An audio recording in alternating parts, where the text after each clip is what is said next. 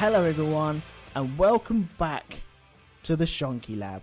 Hey! Oh, good. I'm glad we got a little Steve Wright clap. There we go. Yeah, Shonky Lab is back and open for business. I'm Elton. This is Pete, not that Pete.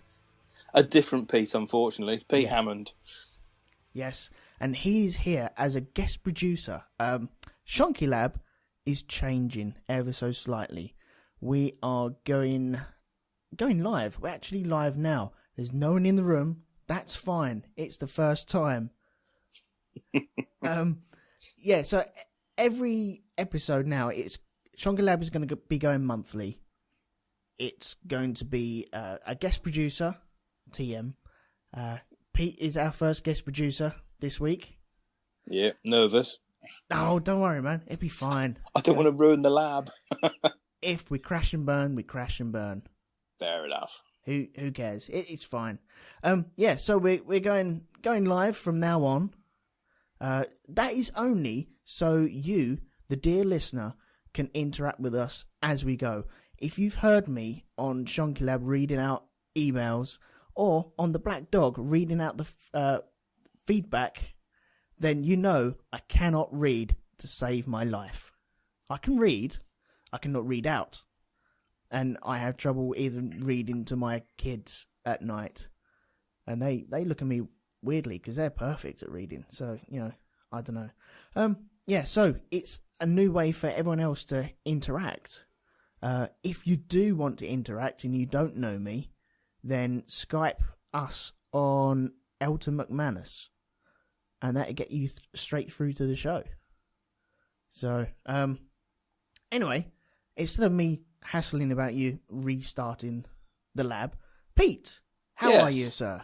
I'm very well, thank you. Stressed and a little angry, but otherwise fine. Now, I noticed that you were having trouble with, was it carpenters or carpet layers? Carpet layers, electricians, and plasterers. Oh, right, okay. I'm lumping them all into one group called cunts. Oh, nice. Apologies to any plasterers or tradesmen or whatever that may or may not be listening, but unfortunately, all cunts, yes. No, unfortunately, some of your brethren blotted your copybook, something chronic at my house this week, and we're not very happy at all. Me and the wife decided that we would have the living room and the kitchen refloored, and we were going to get the bathroom ceiling done. So we got a plasterer, and we got a Sparky, and the plasterer came in, and the Sparky came in on Thursday of last week, and the Sparky marked out where he was going to put the downlighters in the ceiling and the new extractor fan and all this stuff. And I thought, brilliant, he's marked it all, it's great. And he left us with the bathroom light hanging through so we could illuminate the bathroom. Well, great, that's brilliant. On Friday, plasterer came in, and he did the ceiling. He redid the whole thing. I came home Friday night, opened the bathroom door, and he hadn't finished it. Oh. Hadn't painted it. He hadn't left any marks for the Sparky to put the lights through, and he'd also brilliantly plastered the light fitting up in above the crawl space, so we had no lights in the bathroom. It's an internal room with no windows or anything, so shitting by candlelight was the order of the day. That's kind of nice, though, isn't it? Which was brilliant, wasn't it? It's exciting. You're wiping, right? Oh, is that bit clean? Oh, Christ, no! Well, you have the excitement of that, and also sitting in a dark room, and also, did you have the hallway lights on? If you turn the hallway lights off, it was a really eerie experience. Sort of sitting there going, did I just make that noise? That's awesome. It's like pooing in at someone else's house that you don't know. It did feel like that for a bit. So yes, we were left instructions on how to paint the ceiling, which is brilliant. And when we phoned him up and said, why didn't you paint it? He goes, I don't do painting. Oh. Cheers, mate. Nice one. So an emergency phone call to the Sparky, who was coming, bearing in mind, of course, it was the bank holiday, so he wasn't coming round until Tuesday. So we phoned him up, and he said, come round at 7:15 Saturday morning to fit you a light, or to get the original light fitting back through the ceiling, which he brilliantly, he came round, and he sorted it. And he comes and goes, have you got a light bulb? I said, what do you mean we got a light bulb? And he said, I need a light bulb to fit in the light fitting. The fucking plasterer had nicked our light bulbs as well. Oh, no. So that was special. So we survived the weekend with just the one light and all the rest of it. That was all fine. And the Sparky came in on Tuesday morning, finished the job. Didn't clear up behind him, but, fine, fair enough. Our bathroom functions. It's fully lit and everything. It's marvellous. Yeah. Carpet fitters, on the other hand, they were meant to come around Tuesday afternoon. They had their allocated slot, 12 till 4. And they turned up at 11:30 when the Sparky was still here and turned tail and fucked off. Oh. And we got a phone call. We can't do your can't fit your carpet because there's too much stuff in there. And we're like, hey, that doesn't sound right. We were allowed to leave 5 items of furniture in there, and that's all we left. Right. Apparently, the Sparky's drill and the Sparky's toolbox counted as 2 extra items of furniture, and they refused to move them and just fucks off. That's balls. It's awful, but the best bit's yet to come. So my wife actually came home and to see what was going on. At which point the Sparkies had left and it was all completely clear. So she moved the bookcase into the bedroom and phoned them up and said, right, there's only 4 bits of furniture in here now. Can you come and fit our living room carpet? No, we're on another job. Oh, right, okay. Are you likely to come back? No. So right, okay, fine, fair enough. So we went into, this is Carpet Right in Huntingdon. Yeah. Make a note of that, everybody. Carpet Right in Huntingdon. We went in to get our full refund, and the manager, a man called Ben, so that's Ben, the manager at Carpet Right in Huntingdon. You're not happy with them, are you, at all? Oh, no, well, he made my wife cry. Ah. Essentially called us liars as well, because we were there. We left 5 items of furniture in there. Well, my fitter said there was more items of furniture than that in there. We're like, well, did he bring some with us? Because we only own 5 items of furniture. We don't own any more. And we got photographic evidence. Well, let's see it. No. Let's see your photo. No. Show us a photo. Stop being a cunt. And it just went on and on like that. And it was quite shocking customer service. So that's Carpet Right in Huntingdon, Ben. We weren't happy, but as it was, the money we saved by not having the carpets fitted, we're actually putting towards a trip to New York. So hooray! Oh, nice. So we saved about 700 or 800 quid not having the carpets done, because that was originally money. The money that was paying for the carpet in the bathroom was coming out of the Pete Goes to Vegas for his 40th fund. Right. But that money's now been ploughed back in, and it's now Pete Goes to New York for his 40th.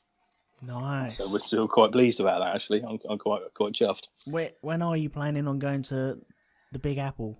That'll be, 18 months' time? Oh, okay. So it'll be the October half term, not next year, year after. Is that right? My maths is appalling. I'm 38 now. Yeah, that sounds about right. Right, yeah, because I've just turned... Hang on, what have I just turned? 37 last weekend. Happy birthday for last weekend. Thank you very much. Well, the problem is, I had this when I was 32, and I went through all of my 32 year thinking I was 33. And so I kind of lost a year, but then when I turned 33, it was, oh, okay, I'm already 33. That's fine. No problems. Excellent. So, it was kind of bizarre, and I'm doing the same sort of thing now, where I had terrible trouble at the weekend because my kids asked, how old are you? I'm like, well, 37, no, 38, no. 30, am I 38? Oh, Christ, am I really 38? Flipping hell. And it does hit you a bit, doesn't it? That's what I was a little bit worried about, yes. So, yeah, I've had that all on the brain at the moment. It's been a roller coaster year, I suppose, since I last recorded Chunky Lab. Lots happened. I'm now part of Black Dog. Was I part of Black Dog before Shonky Lab finished? I'm not too sure. I think you just started. Yeah, I can't remember. In fact, I'm fairly sure you joined that Christmas. Right. I honestly can't remember. I think. Flipping hell. So many things have happened. Okay, well, recently, let's have this. I had an argument with my son's football coach. Oh. So, yeah, that went down quite well, I must admit, to the point where everything was thrown around. There was balls thrown against the floor in anger after I said something. It was, Brilliant. Okay. And he stormed off. I was sat there going, shit, he's going to quit, isn't he? Oh, no, everyone's going to have a go at me, isn't they? Oh, no, come back, I didn't mean it. But everything's sort of calmed down now, so... Surely good. Yeah, that's good. I've sent my CV off again. Because, again? Yeah, well, for the people that have been following me recently, I left my job, which was causing me massive grief. That was as a lift engineer, wasn't it? Yeah, and I joined a different lift company. And moving has just made me realise I don't like lifts. I really cannot stand them. And so I'm caught in a quandary, really, of what the hell do I do? And so I've sent my CV off. I'll tell you after we've finished recording where it is. But right. I'm not going to say anything yet, just in case. It's not carpet right in Huntingdon, is it? Yeah, there's a guy called working Ben. for Ben. Yeah, there's a guy called Ben, and I'm working underneath him. No, it's somewhere that's interesting for me, definitely. So, cool. Fingers crossed, it'll all work out. Yeah, and in between that, I've just been black moods and pretty much miserable. Oh. I bought I've been going through Sopranos, and I'm up to season 5. I went to buy season 6. I'm buying these through CEX, so I'm getting them dirt cheap. Of course, yeah. They're about £4 a season. It's brilliant. That's pretty good. I get to keep them forever and everything. I bought season 6, took it home. It had all the season 5 DVDs in there. I'm sat there going, oh, it's only 4 discs, £4. Do I moan about it? Yes. Well, yeah, that's the thing, isn't it? And so I was walking past that shop. I knew I was walking past that shop the next day. So I went in there and said, look, you're giving me the wrong discs. Can I have the right discs? Oh, yeah, of course you can. So they took all the discs away. Put all the new discs in. Okay, fine, thank you very much. Went home, opened it up. I've got 3 of the season 6 DVDs in there, and one of them is because they split season 6 into 2 parts for some unknown reason. Probably just writer's strike or whatever it was. I'd imagine so, yeah. And so you got season 6 part 1 and part 2. I've got 3 discs of season 6 part 1. And 1 disc of season 6 part 2. But it's the one with the last episode. And so it's so tempting just to watch the 3 and then watch the last one, and that's it, I'm done. Somebody doesn't want you to watch that season of The Sopranos. That's what it is. Yeah, I know. So I'm caught in that quandary of, do I return these second-hand DVDs again or not? So I don't know what to do. Yes. I don't know what to do. Take them back. I'll take them back for you. I'm in a good mood.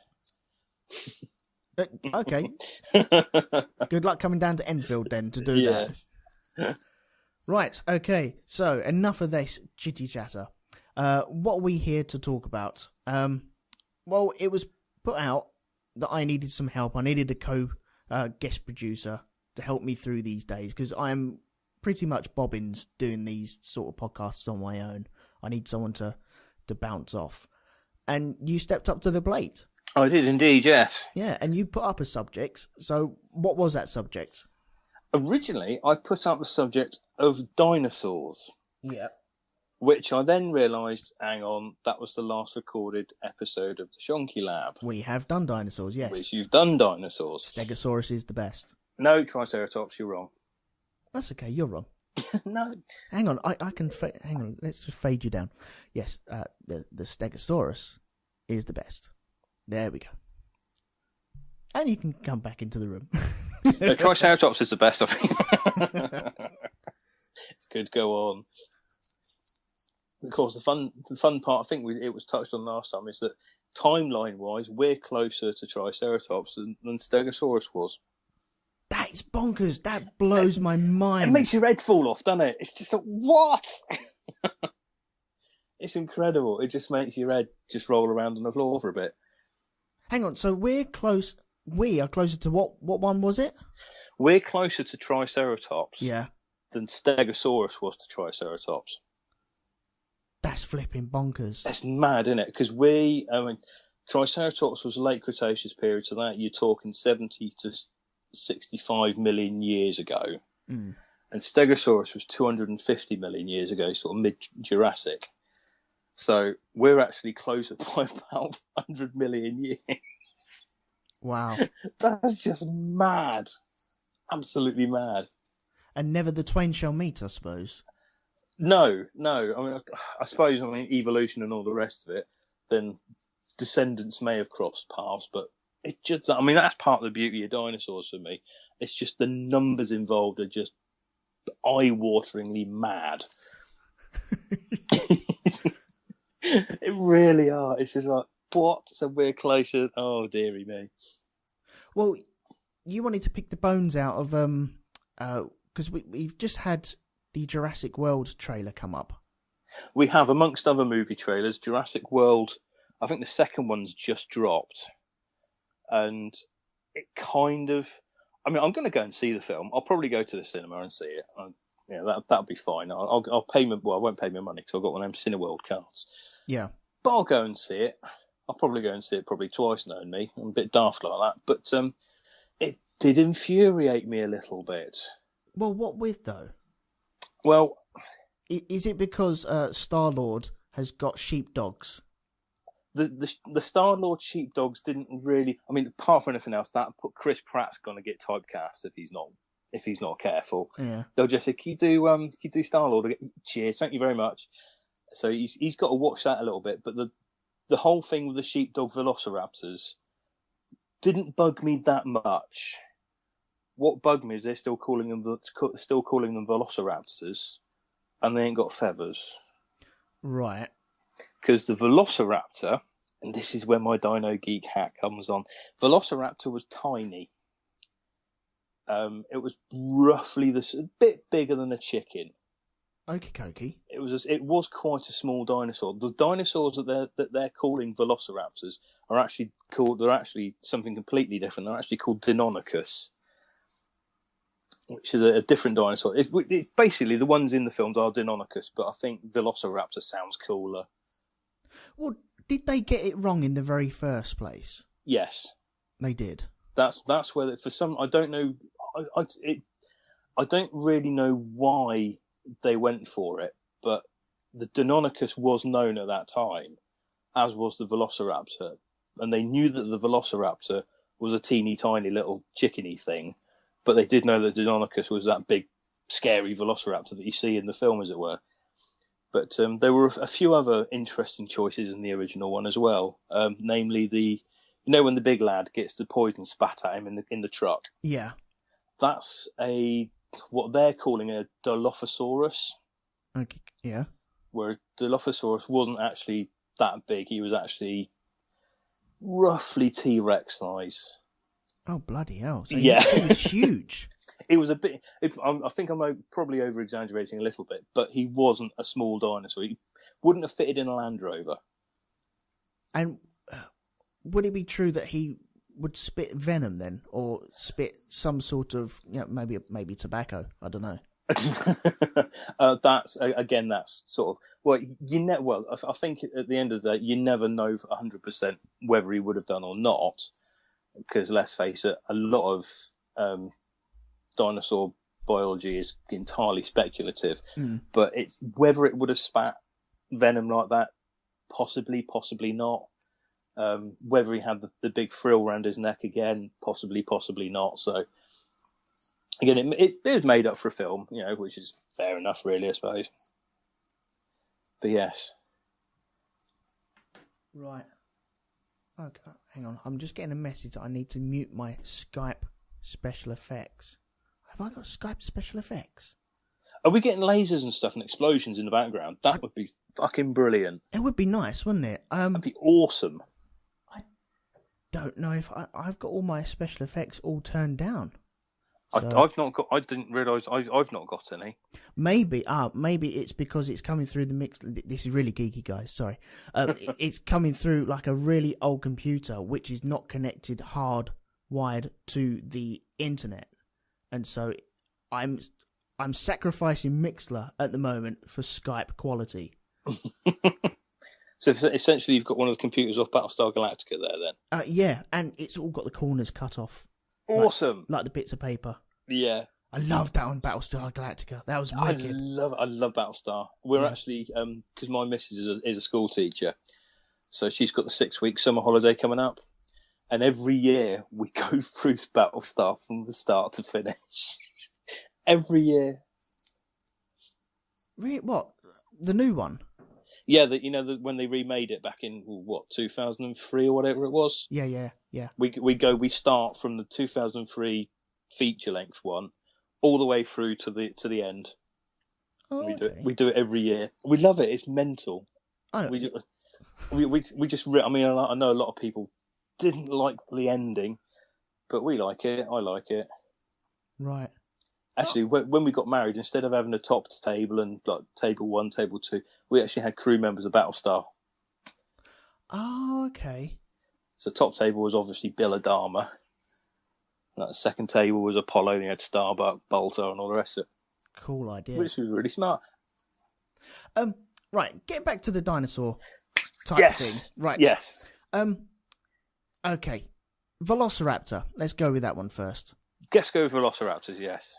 Do you think they used that Velociraptor name in Jurassic Park because it sounded wicked? I think that's basically it, yes. I mean, the Velociraptor and the Deinonychus are part of the same lineage, as it were, but Velociraptor does sound a lot cooler because you can abbreviate it to Raptor, and that sounds cool. Well, yeah, that's the thing, though, isn't it? It sells lunchboxes, which we saw in the movie, and T-shirts and stuff. I did like that with the original one because those lunchboxes were what you could buy in Toys R Us. Well, it was just... Which was a genius. A big whole commercial, wasn't it? It was amazing. It was, very cleverly done. Okay, so the Velociraptor, I think out of that first movie, everyone loves the Velociraptors in there anyway. Oh, yes. And they love the one that spits in old matey faces. The one in the car. Oh, the Dilophosaurus, yeah. Yeah, were there any others that you had problems with in there? I wouldn't say problems as such, but those were the main ones. I mean, there is now, this is quite current stuff. They're actually digging them up in China as we speak. There is fossil evidence to suggest that T-Rex had feathers. Oh. Which is mad. Something that size. Yeah, you're talking about an awesome quill that you can make out of that. Yeah, but have you ever seen, there's a bird called the cassowary? No. It's kind of like an emu, but on horrible drugs. It's like a weird sort of emu thing. It's got black feathers, but they're not proper feathers. They're almost just like quills. Yeah. And they're very, very aggressive. And you look at their feet and you just think that's a dinosaur's foot. It really is. It's just this huge, great lizard-like foot they've got, and the legs are all the same. But if you look at their wing root, because they've obviously got withered, atrophied wings. Yeah. The actual bone structure is very, very similar to a T-Rex's arm. And you can kind of picture a T-Rex, instead of those silly little arms, if you bend them through 180 degrees and put quills on them, you can almost see them as wings. And I love that idea. Yeah. I love that idea. I know, yes, the big scaly T-Rex is a scary thing, but I just had a vision of his hands being covered in soft, downy feathers. You say that, that's what they're finding at the moment. They're finding juvenile T-Rexes with downy feather imprints on them. Yeah, I've heard that they may have had feathers and lost them at a very early age. Whether that is true or not, I do not know. Yeah, because that's what they're actually digging up in China at the moment. Well, okay, sort of nests and stuff, which is mad. You just thought, it's incredible. But there must come a time where the studio turns around and says, okay, right, we can either do these big, scaly dinosaurs, which at the time, all the technology was, they were developing the technology to make the dinosaurs. Yeah. In Jurassic Park. And so would they want to put feathers on top of that as well and make them look a little bit ropey? Well, they kind of did it in the third one, didn't they? That Spinosaurus thing. No, on the actual Velociraptors, I think they had sort of a couple of like crappy little feathers on top of their heads. But the Spinosaurus was an actual dinosaur. That one did. They reckon that did sort of charge around like that. Yeah. Oh, okay. But no, I think in the third one, I could be wrong, but I think they did sort of attempt to put a few feathers on the Velociraptors. But then for this new one, they've gone, no, scales, wrap them in cling film. Yeah, but they look meaner, scaly. They do look mean. I mean, they certainly do. But it's the idea of something like that with feathers. I just think, yes, it might not look as mean, but then I wouldn't want to fuck with an ostrich or a bald eagle. No, because we used to have. Did we used to have ostrich or emus down the road? One of there's a farm just down the road from us, and they used to have them. They got rustled from there, and Rustled? Yeah, I kid you not. Someone came along and just nicked them. They had about 4 or 6, and they were weird creatures. They're kind of like 3 or 4 animals put together. They're very strange, aren't they? Yeah, that They're game really where weird. You have an A4 piece of paper and someone draws the legs, someone draws the body, and someone draws the head. It's kind of God went like that and went, okay, Peter, you draw the belly, and Paul, you draw the head, and that's how you got ostriches. And it's emus. a very weird-looking bird, isn't it? Yeah, but they had them down there, and they want to be near you, but you don't trust them bastards. No way. Because they're like lightning. They'd have your credit card straight away. I guarantee it. Don't they race them in Saudi Arabia? I think they race on them. Yeah, I was going to say, you ride them and they run. It's a very sort of weird-looking sport. Or is it South Africa? I don't know. Somewhere they do it. I don't know, because in Saudi Arabia, don't they have camel racing? Yes, they do camel racing. And emu racing. I don't know. Emus, I'm definitely. I hope I didn't dream it, because otherwise that says a lot about me. Oh no! There was a guy that used to run the marathon that used to ride an emu, wasn't there? Bernie Clifton. Yeah.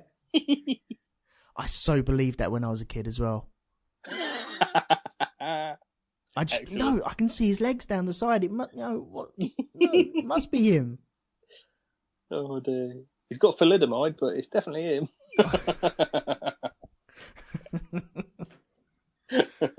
But you saying that they found one of these emu/ostriches with almost feathers and more like claws. It's a cassowary. It's called. I think they live in Papua New Guinea. Yeah. Or maybe Australia. It's got to be Australia because everything down there tries to kill you. And it's a weird looking. It's like a small ostrich, but its feathers are. It's almost like fur, like long, thick fur. It's a very strange looking thing. With the body of a hedgehog. Kind of. It's because with an ostrich and emu, they still got wings, but this has got hardly anything at all. Mm. It's you can almost see a T-Rex like that. It's quite a strange looking creature. Okay, so what are your favourite movies with dinosaurs in it? Do you know any? Because I was looking up some of these and I found one and I posted it to Chris and Jim because I know they like crap movies. Yeah, I'm trying to work out what movie it was. I think it was Aztec Rex. It sounds brilliant. It's terrible though. It's really. I quickly skimmed through it. It's on YouTube if you want to go watch it on there. Aztec Rex. I'm making a note of that. Yeah, you got to watch it. It's a thing of beauty. I like to behold it in my arms. It's so weird. It's terrible writing, terrible acting. They've got no budget whatsoever, and this dinosaur, you never really see its feet because they don't want to animate the feet. And it's always a sideways or full frontal running towards you, and the bite is always the same, and the blood is just ketchup blood. Excellent. It's brilliant. But are there any that you like? I think from the sheer spectacle of it, I do fully appreciate the Jurassic Park films. I mean, yes, if I can put the dinosaur geek hat off, they do look good. They get it right. I mean, especially when they're first driving along in the Land Rover, turn around, and then there's that Brachiosaurus. He's just like, bloody hell, that looks really good. And the way they animate it and the way they CG it, it just looks incredible. And even the T-Rex, with a combination of CG and actual big Muppets, it just looks really good. So I can definitely appreciate that sort of side of it. But so I've been obsessed with dinosaurs since I was a kid, basically.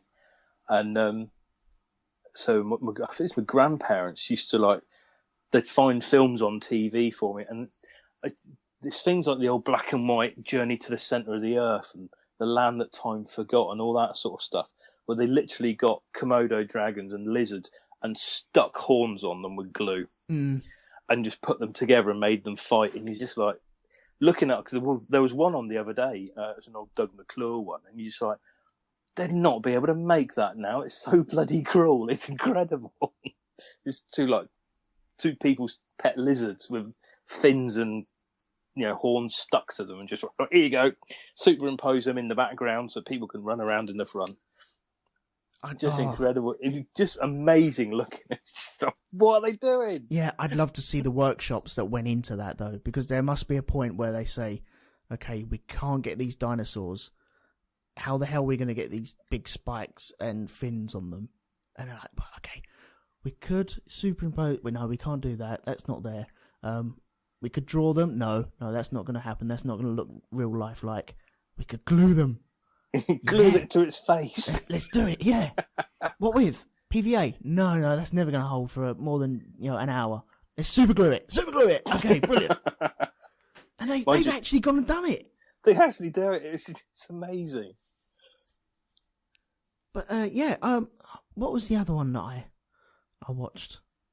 I can't remember. There was a couple that I flicked through on YouTube, and they are glorious. If I find any links, then I'll send them over to you. So, did you see Jurassic Park in the cinema? I think I've seen all three of them in the cinema. Yeah, I have. Yeah. Saw all of them. So the first one, when you first see that Brachiosaurus come across, you're just like, bloody hell, that's actually really good. And that really does warrant us. Didn't they re-release it a couple of years ago as well? I think they re-released it on in the cinemas and on Blu-ray, haven't they? Oh, didn't they 3D it? Yeah, could have. But I certainly remember seeing it, back in the day, as it were. I remember seeing that one in the cinema, and I definitely saw the second one. Might not have seen the third one in the cinema, but they really are a good spectacle film, even though they got bloody feathers. So. Yeah, I always liked. I remember coming out of the cinema after watching the first one with my friends, and just asking around because I was in awe of it. I loved it so much, and I asked my friends, "Did you enjoy that?" Yeah, it was alright. It's a bit silly though, wasn't it? You what? It looked wicked. It looked amazing, and yeah, they couldn't really give a toss, and so that was a bit of a kick in the balls for me. I wasn't. I was a bit gutted about that, because then I had to hide my love of dinosaurs, even though I was, 14, I think? I've never hidden my love of dinosaurs. Yeah. Even I'm 38, I've still got loads around the house. So, such a child. Yeah. So what's what's the main crux of the problem with this new trailer that they've stuck out then? Apart from the inaccuracy with the Velociraptor, right? I'm not too worried about the sheepdog element. That's, if you're not going to have feathers, you might as well make them bark. The Mosasaur annoyed me. That's the one that's in the water. Right. Okay. It's far too big. It's absolutely gigantic. Yeah. Apart from that, they also do the lazy thing of, right, we've got to show this thing's powerful. We'll feed a shark to it. So that, because obviously they've got a shark dangling over the pool. Yeah. For this thing to come up and eat. Never mind the fact they've animated the shark really badly as well. I hadn't noticed that. If you hang a shark up like that, its insides basically start falling out of its mouth. Oh. Because they've got no skeleton. Yeah. There's nothing to support its own weight. So basically, they start turning inside out. It's really disgusting. So that's hanging there quite nice and solid. Mind you, I suppose I could have frozen it. I could be being unfair there. But the Mosasaur jumps up and grabs it, and you're just like, that's far too big. Well, that's what I thought when I first saw it. And there are a couple of videos on YouTube, and they do say that it is way oversized, and they draw the diagrams of how big it should be compared to a great white, and how big it is in the trailer. In the movie, yeah. I think in real life, they've got fossils of them that are about 18 metres long. So these things weren't small, for definite, but they weren't as big as this one.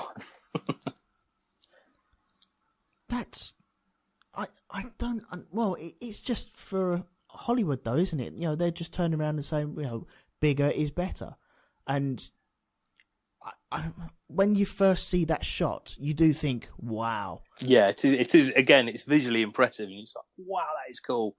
But then you go, actually, it's massively wrong. Yeah, but then you got to think of how deep that water is for that thing to get up and get that sort of speed and momentum to carry it out of the water. I'm sure it's going to be a powerful thing, but that's got to be some deep water there. I was going to say that's going to be pretty damn deep for that to do that. But apart from these, are you looking forward to these movies, or do they just grind your gears when you get in there, secretly? I will sit there and I'll be going, wow, it looks cool. Where are the feathers? It looks really smart. That's too fucking big. That looks amazing. Why have they given that one opposable thumbs? Right. Because I think the main crux of it, because the T-Rex isn't scary enough anymore, and the Spinosaurus isn't scary enough anymore. The Spinosaurus being the one that killed the T-Rex in the third film. Yeah. They're not scary enough anymore, so we've got to go one bigger. What's bigger and better than that? Genetically modified dinosaurs. So I think they've genetically modified a T-Rex to be bigger and meaner and have longer arms and opposable thumbs. Right. And that's the one. It's killing for fun. That one. Yeah, yeah. And then that runs amok and starts eating people and whatnot. And I don't think you need to have that to make dinosaurs scary. No, but like you say, has T-Rex lost its charm a little bit? It is. I think that's what it is. It's like in the third one. They had to have something kill T-Rex to make it look even scarier. Right. Which is when they brought the big Spinosaurus in. Yeah, but see, the Spinosaurus, it was, I suppose, the third movie. If you just had another T-Rex, it'd just be another T-Rex running around after people, wouldn't it? Yeah. And they've already done that in 2 movies already. Because that was the big draw for the first movie. Was your big T-Rex, yeah. The T-Rex jumping out and attacking the car, and you think, flipping hell, man. And then they just had to one-up it every single time. And then the Spinosaurus came through, and I know it's a real dinosaur. I was not impressed with it. It just didn't look... I don't know, it just didn't look meaty, scary enough. I don't know. Everybody knows T-Rex, but very few people, even at that time, knew what Spinosaurus was. Yeah. To the point now, there's actually a bit of a debate in paleontology circles about how the Spinosaurus actually stood up. Because they reckon they've now found fossils of it with shorter, stumpy legs, and it lived in water all the time. And you're just like, oh, we don't know. Oh, right, okay, so to balance the weight of the dinosaur. Yes, so they think it had stumpy legs, so it lived in the water all the time. But I think with the T-Rex, because they've got so many really complete skeletons now, they found quite a few of them, that they kind of know pretty much everything there is to know, or that they can know about it. Mm. Whereas things like the more recently discovered things like Spinosaurus, they're kind of still sort of picking over. Yeah. See, I remember going to the Natural History Museum and buying dinosaurs from there when I was in my primary school. Yeah. And the dinosaurs I was able to buy there were the old 50s, maybe 40s movies of dinosaurs where the T-Rex is standing up straight. He's bow upright, isn't he? Yeah. And I kind of miss that. Because that's the beauty of them as well. Because like when we first were in the 1800s, we knew that Iguanodon walked around on all fours and had a big spike on his nose. And then somebody else found Iguanodon skeletons. Actually, no, they stood upright, and that spike is actually his thumb. Mm. But if you go to Crystal Palace, all the old things are still there. Yeah. All the old dinosaur models, and they look really cool. They do. They do. They do look awesome. They look like the genetically modified ones that we might see in Jurassic World. Yeah. And if they cropped up, you'd be like, oh yeah, they're in I can go with Crystal that. Palace. Let's go down there. But they do look cool. I've taken my boy around there, and yeah, he loved it. But that was years ago. I think it's still there. Yeah, I'm sure it is. Fairly sure it's still, yeah. I think it's near the running track down there as well. Yeah. But okay, so did you like when the T-Rex was standing like bolt upright, or do you? It sounds crazy now, but do you prefer the new modern version of the T-Rex? I think I do like, to paraphrase it, the Jurassic Park T-Rex. Yeah. He looks sort of meaner and sort of more agile, because if he stood up, he's dragging his tail and all the rest on the floor, whereas now they reckon it's more of a counterbalance, it was more of a runner. I mean, whether it's a scavenger or a hunter, there's still arguments in both camps on that one, but it just looks more like it's more of a fearsome beast, as it were, as opposed to when it was stood upright like that. Yeah. Andy Palastides in the chat room does say it's like Grimlock standing up. That's true. Which Grimlock? Oh, not the new one. Not the new one. What a load of guff. I saw the new one recently, and although it wasn't as leery and as racist as the others, it was still shit. But it did take. It was quite funny as an aside. There's two cars at the beginning, like the black helicopter lot, the federal agents and whatnot. There was two cars, and I thought, oh, they're really cool. What are they going to turn into? Oh, they're not. They're just cars. To Google, and apparently it's called a Local Motors Racing Fighter, and they're $100,000, and I'm saving my money. Oh yeah, good luck. Because it looks like a Corvette, but with massive off-road wheels. It's perfect. Well, you're not getting carpets in your house now, so no, exactly, yeah. That's to the fund, as far as I'm concerned. Oh, it's a love, and you can. I think they 3D print the bodies. Yep. And you can help build them. Yeah. And they're in Vegas and Arizona, and you're just like, oh, I want to get up. I spent basically most of Transformers 4 watching YouTube videos of these bloody rally fighters.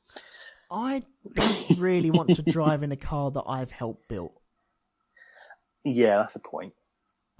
It's just something about going along at 90 miles an hour, and then all of a sudden, what's that rumble? Yeah. And in the cigarette tray, you've got screws. Yeah. They were left over. Yeah. They went somewhere. Not too sure where though. Mind you can't trust car manufacturers. I had a Nissan. What's the 4x4 Nissan thing? Nissan Navara. Yeah. I was driving along the A142 between Chatteris and Ely, and all of a sudden there was a bit of a rumble, and I thought, what's that? And the front left wheel popped off when I was doing 50 mile an hour. Ah, did it overtake you? Yeah, it kind of flew off into a field and carried on going. And I'm just like, well, that's shit. Luckily, it didn't crash or anything. I just managed to hold it straight. But, made the news. Oh, you got in the news because of it? I got in the news, yeah. Sweet. It was quite funny. So obviously, it was like 8 o'clock in the morning, so rush hour. And so traffic was backed up in either direction because there's a poor wounded Nissan Navara in a hedgerow. Mm. And somebody phoned in the traffic, said, yeah, somebody's front wheel's fallen off their car. Oh, to be in an accident to make the news. That was brilliant. But I got to work and I had to carry on. I was understandably a little bit shaken. Oh, yeah. But the boss just said, yeah, we've got the Land Rover, you can go in that. Oh, bollocks. I'd rather have this Nissan with only 3 wheels on it. Right. In front of me, I have a list of dinosaur movies. I'm just wondering if you've seen any of these. Oh, yeah, shoot. Okay, right. We got all the Jurassic Park ones. Yep. The Land Before Time. Land Before Time. That could have been the one that was on TV the other day, actually. Yeah, because on the poster, the T-Rex is kind of standing up. It's in that... Oh, yeah, that was on a beach, isn't it? And there's like cowboys and Indians running around it. I'm not sure. Is that the one? Because there's a lot of these Ray Harryhausen style things as well, which are always brilliant. Harryhausen stuff's always excellent. Oh yeah, they're Sunday afternoon movies, aren't they? They really are. You Doug McClure sort of black and white things. Carnosaur 3, Primal Species. Ever heard of that? Is that an asylum picture? I would imagine so. It's got that sort of ring to it, isn't it? Yeah. Carnosaurus was actually a species as well. Right. Okay. It was a little bit T-Rexy, had horns above his eyes, and had a shorter skull. Right. I think that's right. Have you seen the is it a Disney or is it DreamWorks? There's a film called Dinosaurs, and I bought it for my boy a couple of years ago now. Must have been about it wouldn't have been 10, about 8 or 7 years ago. I bought this for him because he was going through his phase of trains and dinosaurs. Yeah. And, put your hands together. That's a wonderful little meld in there. And it's a really, really bloody good movie. It might not be accurate because the dinosaurs talk. I'm not too sure if dinosaurs spoke or not. But, well, we don't know. But there's some... For a 3, 4, 5-year-old, there's some dramatic scenes where they have like these 2 red T-Rexes with horns and spikes all over them. And they don't talk to each other, but they just growl at each other. And you kind of get the feeling that, they know what they're doing. They know what they're plotting as well. They're the baddies. Yeah, they are. And it's well worth a watch. Definitely if you've got kids. What else have we got here? Oh, right, okay. King Kong. Oh, yeah. I forgot that because they had the original one, there's a T-Rex, isn't there? But the Peter Jackson one, there's like 2 or 3, like I think they call them V-Rexes. Right. And then you've got like the Diplodocus and what have you running about as well. But that looked quite good, that one. Yeah, I have to admit, I hated that movie with a passion. Oh yeah, it was a shit movie. Yeah, but there were 2 good bits. The bits with the T-Rexes or the V-Rexes or whatever it was. Yeah. And now having fights and getting caught in vines and stuff like that. That's right, yeah. I thought that was quite good. And also, they had some overgrown insects. Oh yeah, there was like worms and stuff, wasn't it? And your man who plays Gollum and everything now, what's his name? Andy Serkis. Serkis, that's it. He gets eaten by one, doesn't he? Yeah, and that scared the Jesus out of me because it gets his leg. And it kind of like envelops him, doesn't it? It's weird, yeah. Yeah. Did Billy Elliot die like that as well? Because he was in it, wasn't he? He was sword fighting ants, I think, or wasps. That's right, big wasps and cockroaches. Yeah, that had a real sort of Saturday, Sunday afternoon matinee feel about it as well, didn't it? Yeah. Apart from the dying, but yeah, the death and the screaming, and definitely the blood. Screaming, the horrible. But other than that, it's Sunday afternoon. But the fight between King Kong and the T-Rexes, I thought was superb. That was well animated. That was good. Mm. Especially when the vines and it starts swinging towards him. Snap! No, not quite close. Yeah. Swing again. Snap! And you think, bloody hell! And he's like, snap! Oh. Just a little bit. Its little legs going. Come on! What other films? Andy Plastides, once again in the chat room. He says one of our dinosaurs is missing. Oh,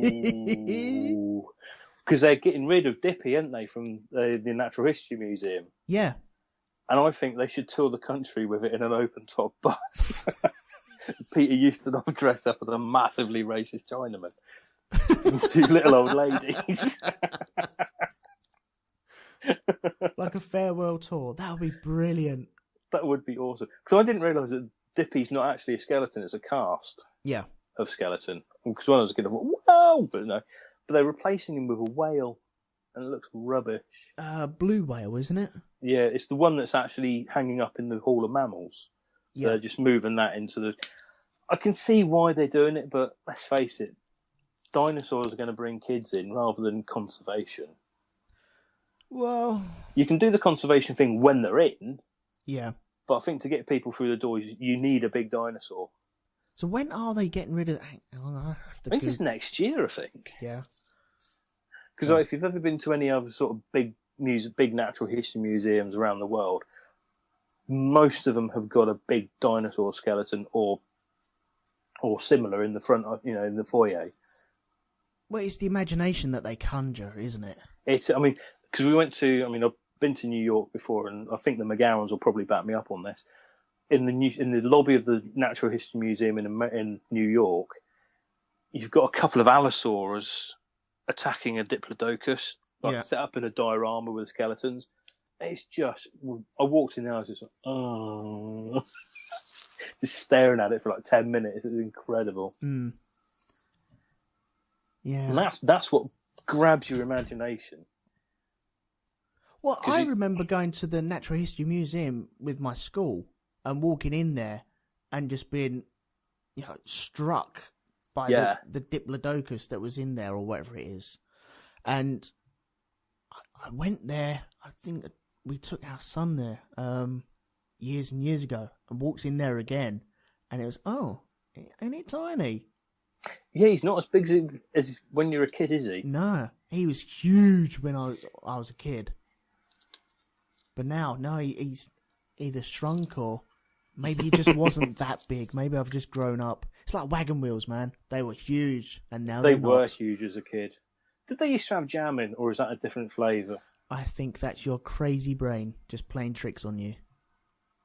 How dare they put jam in them?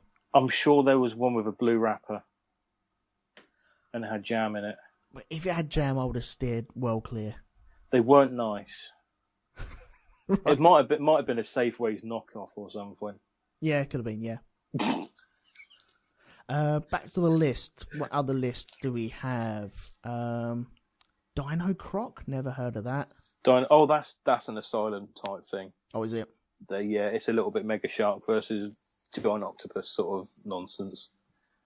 Oh, okay. So would the Megalodon be classed as a dinosaur? No. No. That is a prehistoric shark. Rubbish. What else do we have? But that thing's terrifying as well. 45-foot great white shark? Fuck off. Yeah. No. I'm just glad they only find fossil black teeth. It's when they start finding white ones I'm going to start panicking. Oh, are they the older? Yeah, if they're white, they're fairly fresh. No, all the no. So how big would the tooth on that shark be then? A megalodon is about the size of your hand. Yeah, they've actually got in New York. They've got a mock-up of the jaw of one of these things, and it's terrifying. Is that like the photo in Jaws where they have like people sitting in the jaw? Yes, it's not that exact one, but it's that sort of thing. Right. And you just like, no, all the no. Yeah. No. Yeah. Let me introduce you to my nope dealer. No. But you wouldn't even touch the sides in that, though, would you? You wouldn't. It's just, I mean, some of the larger great whites you wouldn't touch the sides, but that it wouldn't even notice you. No. It's just insane. 45-foot great white. No. No, that sort of thing terrifies me. Yeah. I mean, I've got thalassophobia anyway, but that, no. What's that? Is that scared of the water? It's fear of the open ocean. It was actually on Facebook, and it was one of these sort of Hello You or Daily Lad or whatever the fuck, and it was just like, congratulations, you now have a new phobia, and you're just like, oh, what's that? And it's just like a series of like 20 odd photos of people like wreck diving, and like the enormous like 30-foot propeller on the bottom of an oil tanker and stuff like that. You go, yeah, I don't like that. It's making me feel uncomfortable. Nah. And like when the continental shelf on a reef just drops off and it's just black, it's just like, no, don't like that either. No, I don't like that. I've definitely, it's thalassophobia it's called, and I'm just like, yeah, I've definitely got that. I don't need to see that again. No, take it away. Yeah, I don't like it when I can't touch the bottom in the swimming pool. So yeah, I'm a little bit like that because if you got like the diving board bit, that's like 3 meters deep, and that makes me feel weird. Yeah, my legs go all funny, like jelly. Yeah, you say, ooh, I don't like this. Yeah, and what I find is when I'm swimming around, if I swim over that, I swim funnier and weirder, and then I can't swim as fast to the side. Because you're trying to go faster, but you can't. Yeah. It's like you're swimming in treacle all of a sudden. You're like, no! And the worst thing is if the swimming pool's got a wave machine. Because underneath, you've just got that bit behind those bars. And I really don't like that either. Oh, yeah. You know what I mean? Yeah. If you put your head on the water, all you see is a row of bars. It's like, what lives behind that? Yeah, and you don't... Well, because the wave's going to come out of there, but it's also going to go back in there. Yeah, it's just, I don't like it. If your leg gets pulled through, what's going to grab me? Yeah, you don't get pinned on that. Oh. You are.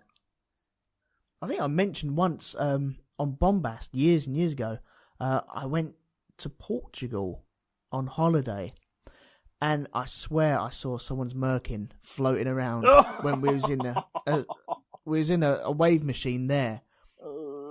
And we was jumping up and down, doing all the normal things you normally do. Yeah. And I was clinging to the side, going, oh my God, this is scaring the shit out of me. Not enjoying this one little bit.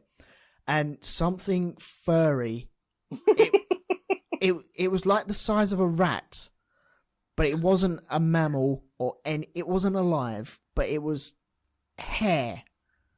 And was it triangular? It kind of was. It was like the size of your hand. Imagine a furry hand floating past you. Kind of like 70s bush. Yeah. Oh. Nice.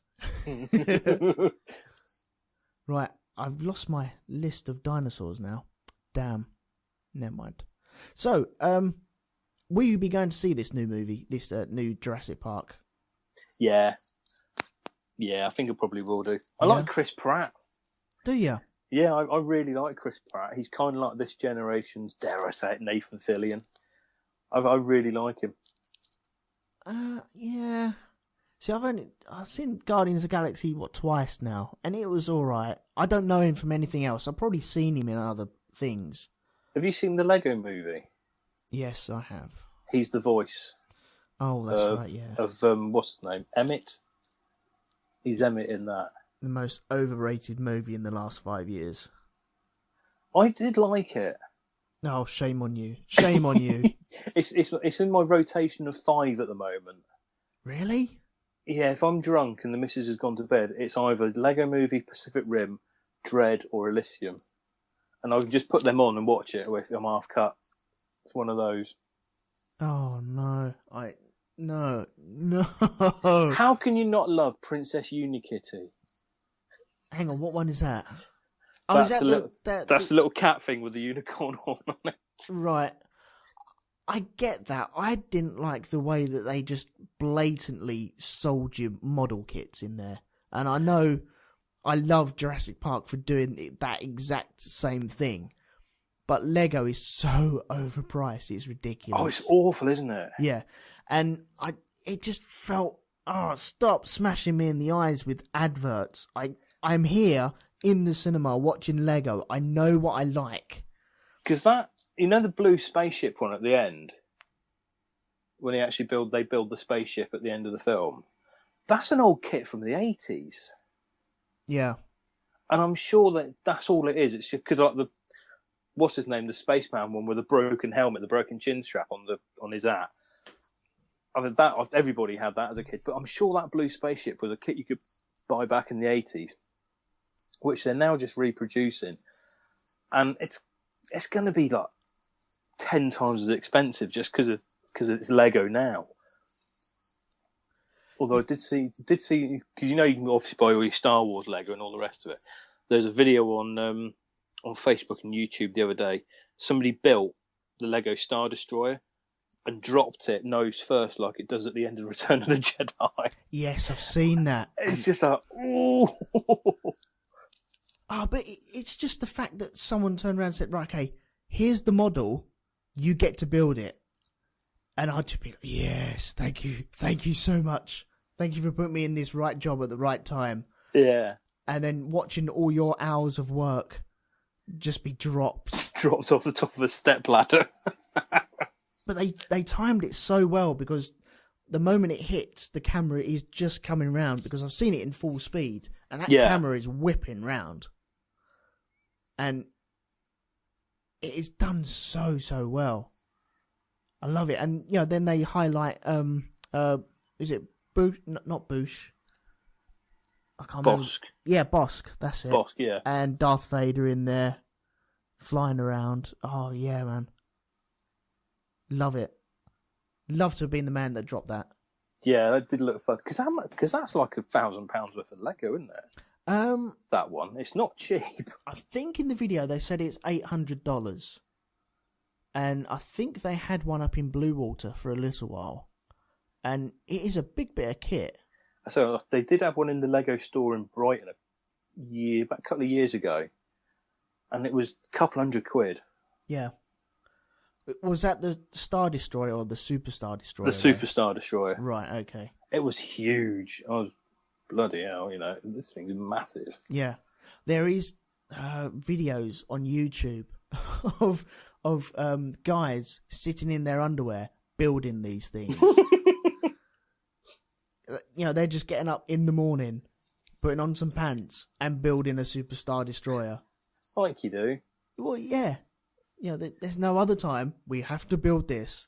No time for brushing our teeth. No time for tea or coffee. We must build. But haven't kits like that destroyed what Lego is all about? In what way? You get your Super Star Destroyer kit. That's all you can build. And you've got specific bits that will only that are the right shape for the right point. I don't know if maybe because I've not bought Lego for years, and that sort of thing just strikes me as, it's the right shape. That'll do.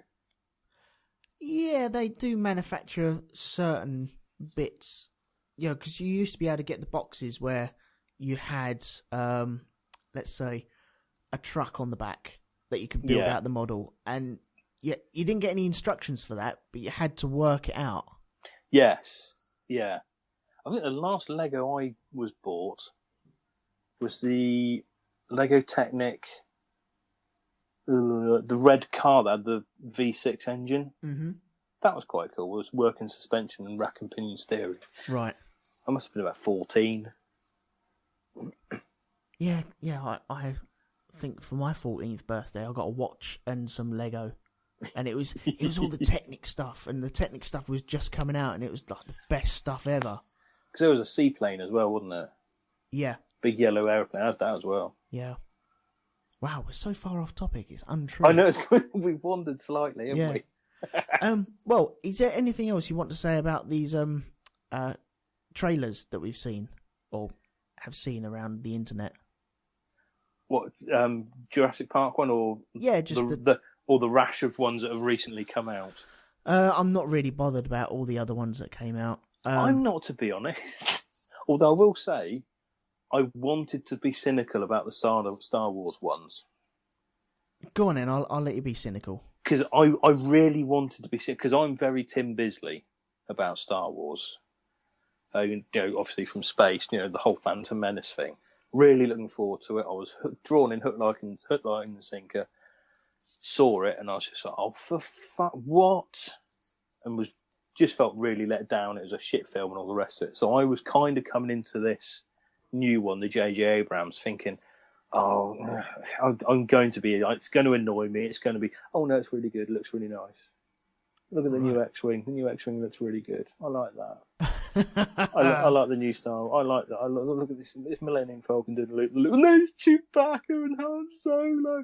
And I kind of like, yeah, it's got me already. Oh, see, I thought that was a bit cheesy, putting them in there. I was quite happy not having them. Oh, it's cheesy as fuck. Yeah. But the way it looked, the new X-Wings and all the rest of it, I just thought, yeah, I really like this. I'm quite impressed, and I'm going to go and see it, and I'm going to really enjoy it, I think. Oh, okay. I will definitely go see it. I will definitely go see Jurassic World as well. Yeah. I'm not expecting anything from Jurassic World. I'm expecting to be tutting all the way through it. I'm going to be that annoying bastard eating popcorn at the back, moaning about it, and tutting whenever something happens. Like, oh, God, oh, okay, the T-Rex died, did it? Oh. I'm going to be doing that all the way through. And whoever is in that cinema with me, tough titties. I think I'm going to be... I expect to be entertained, but I will be... Where's the fucking feathers? Yeah. Why has that got opposable thumbs? Yeah. Why has it got opposable thumbs? Why did I have to genetically modify a bloody dinosaur? Oh, that, to me, doesn't make... That's what bugs me. But I'm going to watch it. I'm going to be entertained. It's going to look pretty. It's going to be whiz-bang. Fantastic, but no bloody feathers. Because the raptors in the first movie could use doors. They figured them out, yes, because they do, because that's something they've done from MRI scans of the skulls. The brain cavity is actually quite big. Yeah. So they reckon, they could have learned, they could have communicated, they could have done this, that, and the other, which I dare say they probably could, because like birds communicate now in a similar way. And like you look at rooks and birds like that, sort of figuring out, using tools and all the rest of it, you kind of think, well, yeah, that I can go with that. But to actually just go, no, opposable thumbs, here you go. Yeah. That I thought was a little bit cheap and a little bit kind of rubbish. Can they use keys now? They can use their thumb to turn a key. Yeah, I think that's what it is. Rather than just kind of figuring out and putting, head against the door and all that sort of stuff, it's actually, that's all right, I can just turn that. Yeah. They can switch lights on and off. Yeah. Switch off circuit breakers that they want off and switch ones that they want on. If one of the big genetically modified ones turns around and says, hold on to your butts, I'm going to be annoyed. Of course, that's the subtext as well in this film. Genetic modification is bad. Well, wasn't that the subtext in the first movie? I think that was that was more sort of technology gone wrong. Because essentially the first one was a remake of Westworld. Yeah. But I think this one, they're specifically saying genetically modifying things is bad. Ooh. It wouldn't, instead of Engine, I'm surprised I haven't seen a Monsanto go on anything yet. So. Right, I see. Oh, God. Because they're the big bad at the moment, Monsanto. Right. Oh, I just... it's the thumb thing, because they're going to put the thumb thing in there, and it's going to be used at some point, isn't it? It's going to focus in, it can turn this, and you're just like, yeah. Really? There's going to be a shot of, yes, we genetically modified it, and now it has this, and now it can have a little more thinking space, And by the way, we also put thumbs on it as well. Yeah. Oh, okay. Why didn't you put fucking roller skates on it as well? Make it a little bit faster. I don't know. We just give it flippers. Yeah. What are you playing at? Yeah. Or wheels. Instead of legs, wheels. Yeah. Make it faster. It's got Heelys. There's nothing cuter than a T-Rex with wheels on, scampering along using his front legs to pull him along. I've now got that in my head. Using his tail to balance as well. I was going more with the Heelys approach, where he's kind of like skittering along on the back of his legs. Oh God! Like see 8-year-olds in Tesco's. Yeah, you don't see enough 8-year-olds going through windows in them either, do you? Sort of bouncing off things. Yeah. Yeah. So, well, okay. In conclusion, because I think we've rabbled on enough about this. I think we have, yes. Yeah. I will be going to see it. Yeah, I will be tutting all the way through. You'll be going to see it as well, yeah? I will be going to see it, and I too will be tutting. Okay. And muttering and what have you.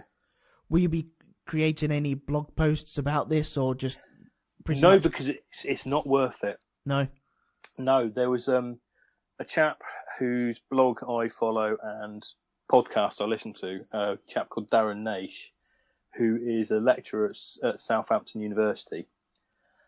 And he does a lot of this sort of stuff. And he was actually picked up by IO9, the Nerdist, and a few others for basically saying, new Jurassic Park trailers come out. Why haven't the Velociraptors, which are actually Dromaeosaurs and Deinonychus, why have they not got feathers? This is ridiculous. Current fossil records suggest that they did have feathers. Why can't Hollywood put them in? And the overriding thing was, geek, dino geek, it's just a film. And you're just like, yeah, that's what we're coming up against. So it's best left alone. That's what bugs me about it, though, because I'll sit there and pick holes in, stuff that I absolutely adore, and then realise, I'm a bit geeky about this, or a bit too geeky about certain subjects. I'm exactly the same. It's like the classic for me was Saving Private Ryan was ruined at the end. All right, why did it ruin it for you?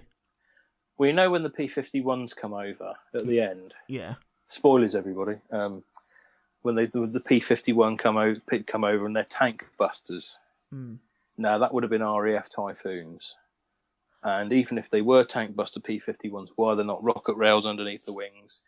And that particular Mustang is currently based at Duxford because he's got a whiny supercharger. I hate myself sometimes. I'm terrible. Stop it.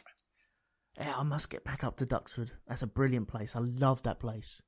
It's awesome. I think, where are we? The weekend of the 23rd. Am I getting my dates wrong? Not the weekend. I think it's the weekend of the 23rd of May. They've got the VE Day air display. Mm-hmm. So that's on. It's a Saturday, Sunday air display at Duxford.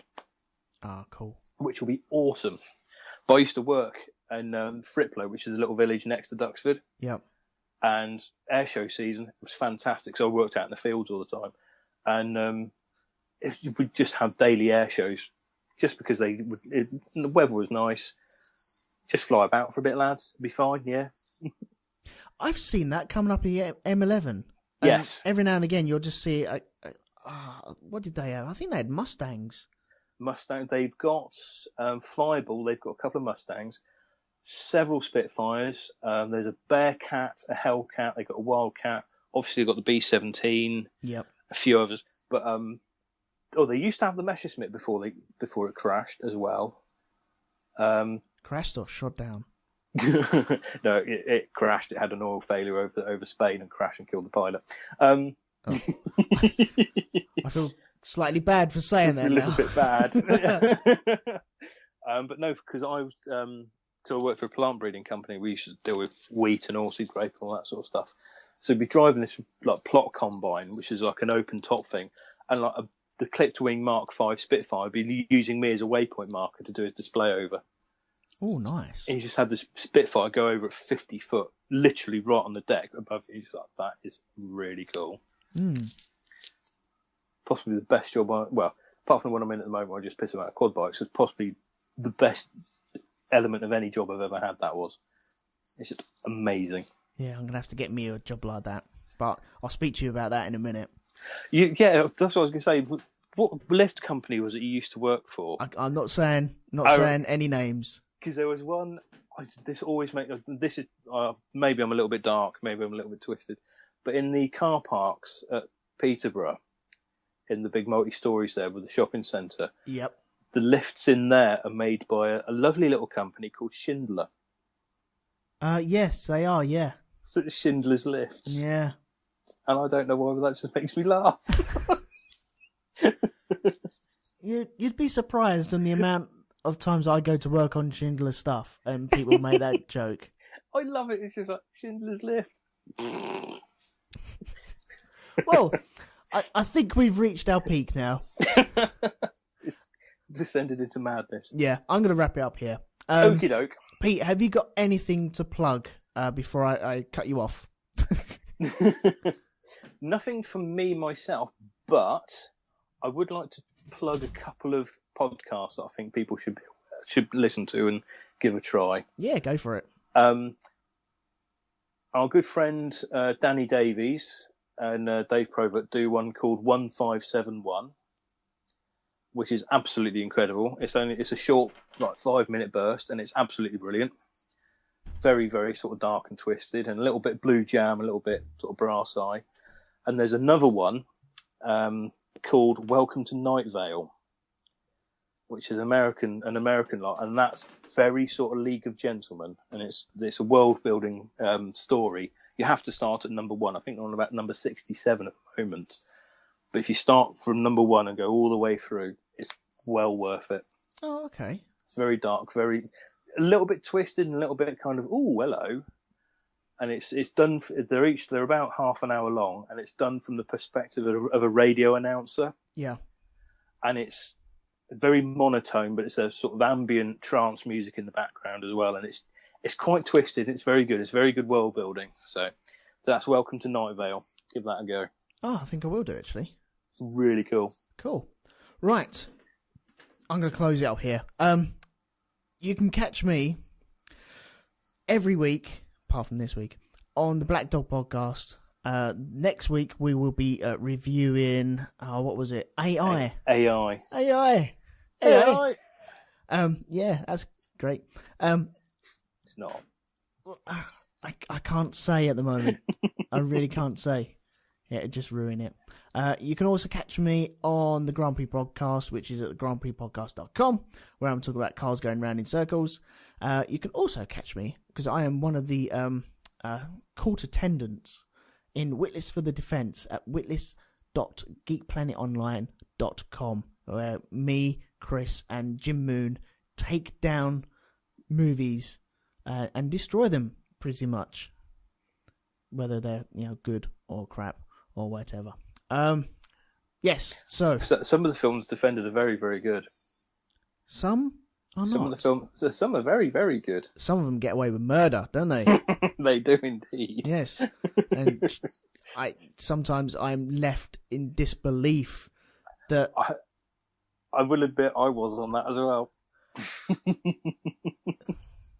If you're wondering what we're talking about, please go and check out the Aliens vs Predator episode on Witless for the Defence. It's on iTunes, Stitcher, and many other places as well. Okay, so Shonky Lab, what are we going to be doing from now on?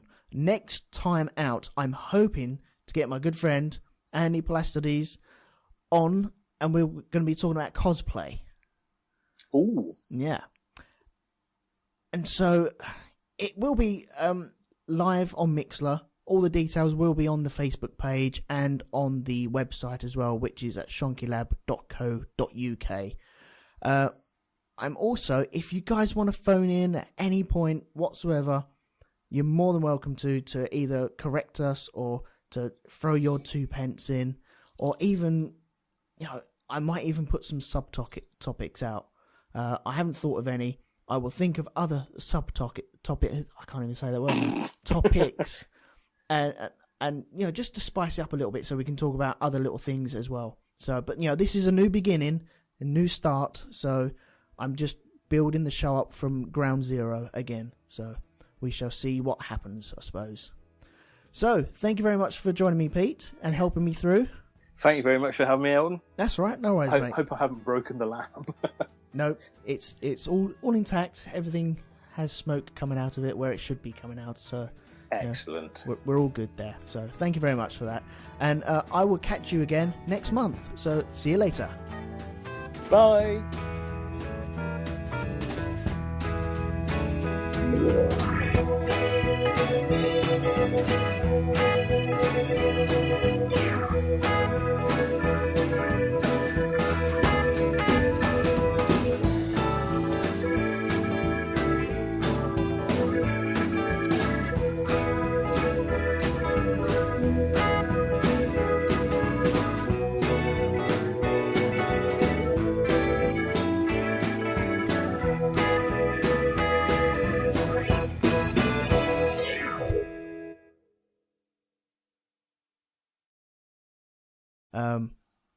So yeah, I've had that all on the brain at the moment. It's been a roller coaster year, I suppose, since I last recorded Shonky Lab. Lots happened. I'm now part of Black Dog. Was I part of Black Dog before Shonky Lab finished? I'm not too sure. I think you just started. Yeah, I can't remember. In fact, I'm fairly sure you joined that Christmas. Right. I honestly can't remember. I think. Flipping hell. So many things have happened. Okay, well, recently, let's have this. I had an argument with my son's football coach. Oh. So, yeah, that went down quite well, I must admit, to the point where everything was thrown around. There was balls thrown against the floor in anger after I said something. It was Brilliant. Okay, and he stormed off. I was sat there going, shit, he's going to quit, isn't he? Oh no, everyone's going to have a go at me, isn't they? Oh no, come back, I didn't mean it. But everything's sort of calmed down now, so Surely good. yeah, that's good. I've sent my CV off again. Because, again? Yeah. Well, for the people that have been following me recently, I left my job, which was causing me massive grief. That was as a lift engineer, wasn't it? Yeah, and I joined a different lift company, and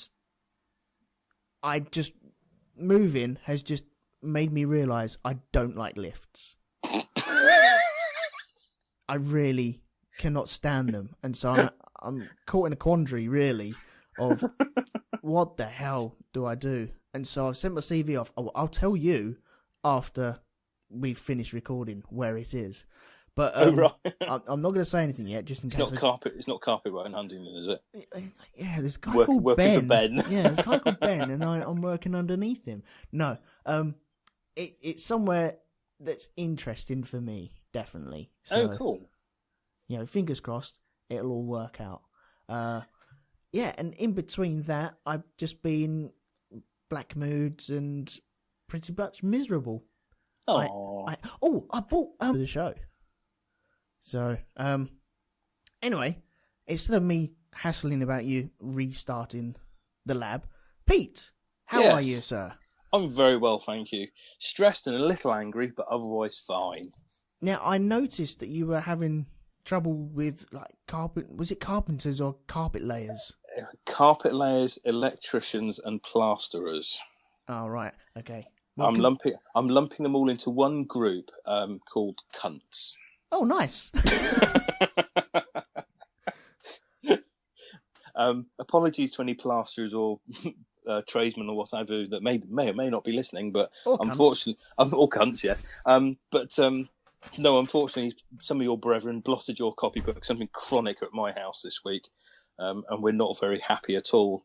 Me and the wife decided that we would have the living room and the kitchen refloored, and we were going to get the bathroom ceiling done. So we got a plasterer, and we got a Sparky, and the plasterer came in, and the Sparky came in on Thursday of last week, and the Sparky marked out where he was going to put the downlighters in the ceiling and the new extractor fan and all this stuff. And thought, brilliant, he's marked it all, it's great. And he left us with the bathroom light hanging through so we could illuminate the bathroom. Well, great, that's brilliant. On Friday, plasterer came in and he did the ceiling. He redid the whole thing. I came home Friday night, opened the bathroom door, and he hadn't finished it, hadn't painted it. He hadn't left any marks for the Sparky to put the lights through. And he'd also, brilliantly, plastered the light fitting up in above the crawl space. So he had no lights in the bathroom. It's an internal room with no windows or anything. So shitting by candlelight was the order of the day. That's kind of nice, though, isn't it? Which was brilliant, wasn't it? It's exciting. You know, you're wiping, right? Oh, is that bit clean? Oh, Christ, no. Well, you have the excitement of that, and also sitting in a dark room, and also, did you have the hallway lights on? If you turn the hallway lights off, it was a really eerie experience. Sort of sitting there, going, "Did I just make that noise?" That's awesome. It's like pooing in someone else's house that you don't know. It did feel like that for a bit. So yes, we were left instructions on how to paint the ceiling, which is brilliant. And when we phoned him up and said, "Why didn't you paint it?" He goes, "I don't do painting."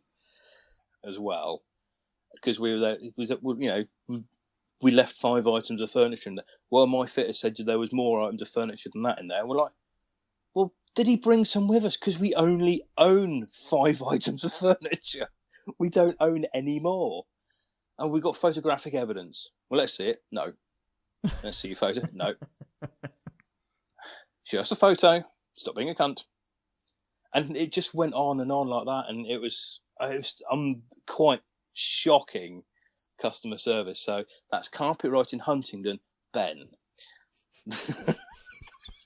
We weren't happy. But as it was, the money we saved by not having the carpets fitted, we're actually putting towards a trip to New York. So hooray! Oh, nice. So we saved about 700 or 800 quid not having the carpets done, because that was originally money. The money that was paying for the carpet in the bathroom was coming out of the Pete Goes to Vegas for his 40th fund. Right. But that money's now been ploughed back in, and it's now Pete Goes to New York for his 40th. Nice. So we're still quite pleased about that. Actually, I'm quite chuffed. When are you planning on going to the Big Apple? That'll be 18 months time. Oh, okay. So it'll be the October half term, not next year, year after. Is that right? My maths is appalling. I'm 38 now. Yeah, that sounds about right. Right, yeah, because I've just turned... Hang on, what have I just turned? 37 last weekend. Happy birthday for last weekend. Thank you very much. Well, the problem is, I had this when I was 32, and I went through all of my 32 year thinking I was 33. And so I kind of lost a year, but then when I turned 33, it was, oh, okay, I'm already 33. That's fine. No problems. Excellent. So, it was, it was kind of bizarre, and I'm doing the same sort of thing now, where I had terrible trouble at the weekend because my kids asked, how old are you? I'm like, well, 37, no, 38, no. 30, am I 38? Oh, Christ, am I really 38? Flipping hell. And it does hit you a bit, doesn't it? That's what I was a little bit worried about, yes. Oh. Cheers, mate. Nice one. So, an emergency phone call to the Sparky, who was coming, bearing in mind, of course, it was the bank holiday, so he wasn't coming round until Tuesday. So we phoned him up, and he said, "Oh, come round at 7:15 Saturday morning to fit you a light, or to get the original light fitting back through the ceiling," which he brilliantly, he came round, and he sorted it. And he said, he comes and goes, "Have you got a light bulb?" I said, "What do you mean we got a light bulb?" And he said, "I need a light bulb to fit in the light fitting." The fucking plasterer had nicked our light bulbs as well. Oh, no. So that was special. So we survived the weekend with just the one light and all the rest of it. That was all fine. And the Sparky came in on Tuesday morning, finished the job. Didn't clear up behind him, but, fine, fair enough. Our bathroom functions. It's fully lit and everything. It's marvellous. Yeah. Carpet fitters, on the other hand, they were meant to come around Tuesday afternoon. They had their allocated slot, 12 till 4. And they turned up at 11:30 when the Sparky was still here and turned tail and fucked off. Oh. And we got a phone call. We can't do your can't fit your carpet because there's too much stuff in there. And we're like, hey, that doesn't sound right. We were allowed to leave 5 items of furniture in there, and that's all we left.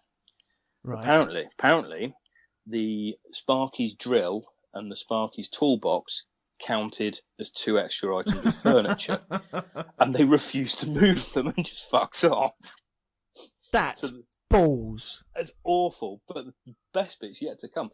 So my wife actually came home and to see what was going on. At which point the Sparkies had left and it was all completely clear. So she moved the bookcase into the bedroom and phoned them up and said, right, there's only 4 bits of furniture in here now. Can you come and fit our living room carpet? No, we're on another job. Oh, right, okay. Are you likely to come back? No. So right, okay, fine, fair enough. So we went into, this is Carpet Right in Huntingdon. Yeah. Make a note of that, everybody. Carpet Right in Huntingdon. We went in to get our full refund, and the manager, a man called Ben, so that's Ben, the manager at Carpet Right in Huntingdon. You're not happy with them, are you, at all? Oh, no. Well, he made my wife cry. Ah. Essentially called us liars.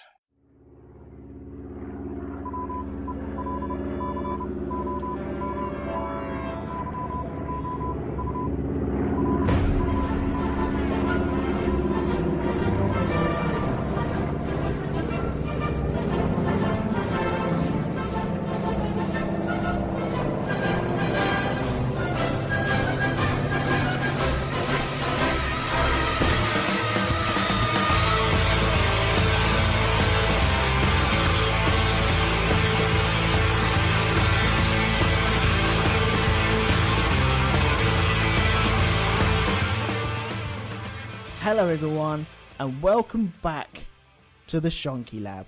Hey! Oh, good. I'm glad we got a little Steve Wright clap. There we go. Yeah, Shonky Lab is back and open for business. I'm Elton. This is Pete, not that Pete. A different Pete, unfortunately. Pete Hammond. Yes, and he's here as a guest producer. Shonky Lab is changing ever so slightly. We are going live. We're actually live now. There's no one in the room. That's fine. It's the first time. Yeah, so every episode now, Shonky Lab is going to be going monthly. It's going to be a guest producer, TM. Pete is our first guest producer this week. Yeah, nervous. Oh, don't worry, man. It'll be fine. I don't want to ruin the lab. If we crash and burn, we crash and burn. Fair enough. Who cares? It's fine. Yeah, so we're going live from now on. That is only so you, the dear listener, can interact with us as we go. If you've heard me on Shonky Lab reading out emails or on the Black Dog reading out the feedback, then you know I cannot read to save my life. I can read, I cannot read out. And I have trouble even reading to my kids at night. And they look at me weirdly because they're perfect at reading. So, I don't know. Yeah, so it's a new way for everyone else to interact. If you do want to interact and you don't know me, then Skype us on Elton McManus. And that'll get you straight through to